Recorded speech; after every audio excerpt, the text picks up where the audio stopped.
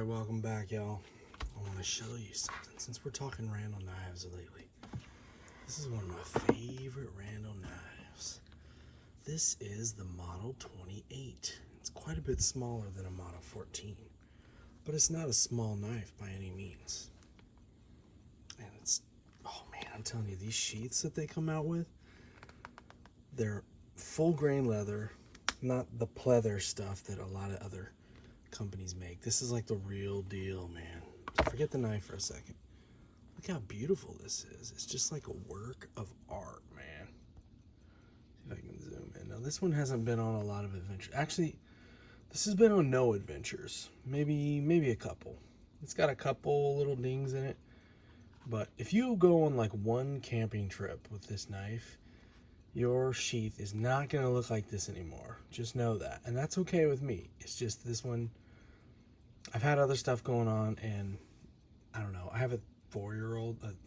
I have a 3-year-old, but she's almost 4, and I just haven't been on a lot of adventures in the last couple of years. But anyway, here it is, man. So in the hand, it's completely perfect for me. And I ordered this when I was still active duty military, so they sent it right to me. I didn't have to wait 5 years. Something to think about if you're in the military, if you have a loved one in the military. Now, one of the catches is if you order it and you're in the military and they send it to you, they're assuming it's a deployment knife, which this was more of a retirement knife for me, not a deployment knife. Now, I did order Randalls in the past for deployments, and man, let me tell you, they performed. But this is a little different from my 14s because it has stainless. Oh man, stainless steel. Look at that fingerprint right next to it. That is disgraceful. But anyway, look at that jimping right there, man. Nothing Fancy would be so proud.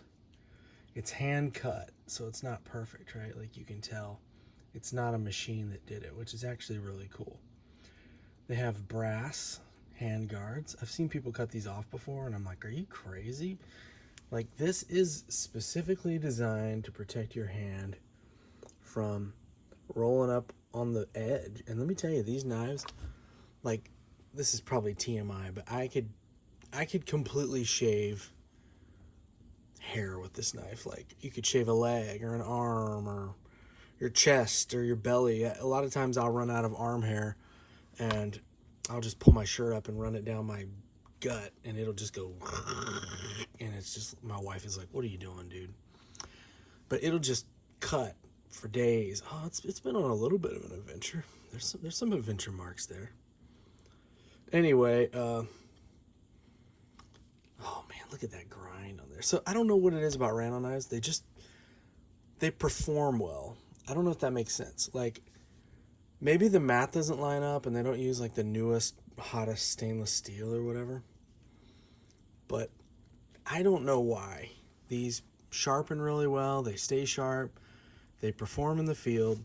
They have things that you wouldn't think of if you were like if you didn't make real knives. Like, for example, look how big this area is here for you to put your finger, for you to grab up on. Now, why would you need that? This is supposed to protect your hand. Well, what if you stab it in something and you can't get it out? You don't want to grab here when you got a razor sharp knife. And you can really work up on there if you need to do some skinning or something like that. It kind of looks like a 20 a little bit. 20 has more of a scooped edge. But anyway, this is called the Outdoorsman.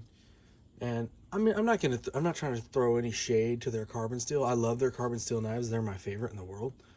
But it is nice having a stainless steel blade in the woods because it rains and it's nasty and it's muddy and you're making food and, like, I don't know. It's just nice to have some stainless steel every now and then.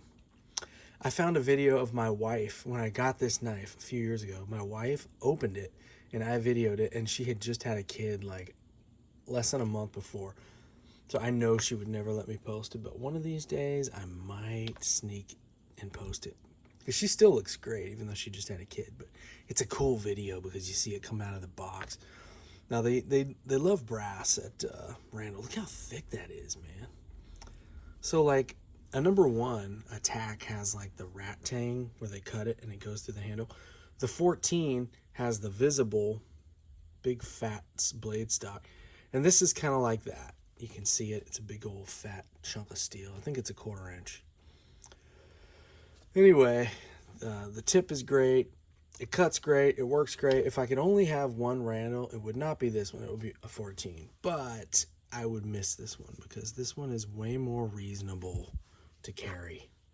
I call it my Peter Pan knife because it looks kind of funny. Like in this, I don't know, the handle's so big, it looks like the blade should be bigger. But it's actually really, really, really comfortable. And a lot of times people put these giant blades on a tiny little handle, and I'm like, what are you doing, bro? I'd rather have a bigger handle and a smaller blade. But this knife is fantastic. Look at that sheath, man. They do cool things. The only thing I don't like about this knife, and it is the only thing,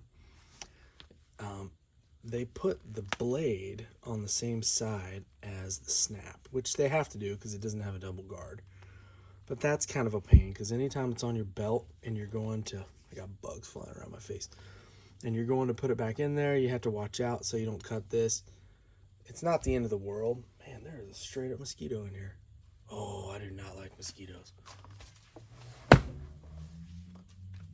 don't think I got him. Oh yeah, I did get him. All right, real time. Let's see. Is it really a mosquito? Oh man, I hate mosquitoes. Oh yeah, that's a mosquito. Die slow. I hate mosquitoes. Anyway, there's more in here. I just saw one fly by my face. I'm gonna wrap this video up and go to bed. So anyway, I don't like that. Like if you're working with it and then you go to put it back in your sheath, this is in the way and it wants to cut. I don't like that. So you have to kind of pull it back and put the knife in there. And that's fine. It's not a big deal. It's a small thing. It's the only thing I don't like about this knife. It's heavy, but it's heavy in a good way. Look at that conforming handle, man. It just fills up your hand. I love the way that you just kind of, it's so natural to just reach over and grab that and pull it out. And then this gets, when you're taking it out, the guard pulls that leather back so you don't cut it. It's just when you put it back in there, before you put it back in there, I'll usually grab this and kind of pull it down. Anyway, thanks for watching. A little bit of eye candy in this video. This is a special knife. This isn't what the video is about, but let me show you something. If you like the Buck 110, this knife is debatably better than a 110. I'll tell you why. This is the Schrade. They don't even make these anymore, I don't think. This is the 80 OT, I think. 6 OT, is that right? I don't have my glasses on. I can't see anything, man. Getting old is not fun. 6 OT. Don't call it a 60T, man. You see that Schrade Plus? That means it's stainless steel. Anyway, it's the same concept as a buck knife, but it's just made a little bit more for actual use. I hate to say that because I love buck, but it just feels really good. It has this Durlin, the old school plastic handle, which is indestructible, I'm telling you right now.